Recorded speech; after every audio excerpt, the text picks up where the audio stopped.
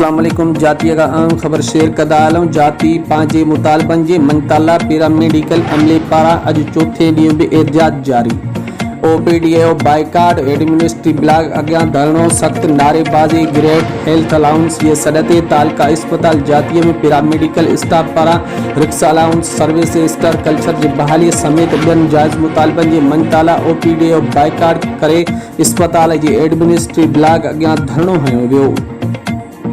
उन मौक़े ते अॻवाननि के बी जत मक़बूल अहमद थईम, ईसा मेमून ऐं ॿियनि ख़िताब कंदे चयो त पैरामेडिकल अमलो पंहिंजे फैमिली जूं ज़िंदगियूं दाव ते लॻाए हिन ॾुखे वक़्त में ॾींहुं राति मरीज़नि जो इलाज करे रहिया आहिनि। पर अफ़सोस जो सिंध में हिकु जमहूरी अवाम दोस्त हुकूमत हुअण बावजूदि फ्रंट लाइन ते कमु कंदड़ अमले खे लावारिस छॾियो वियो आहे।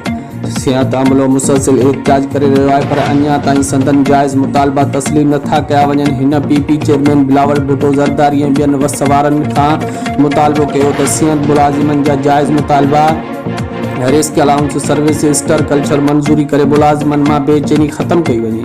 रिपोर्ट अली असगर थईम, जाती।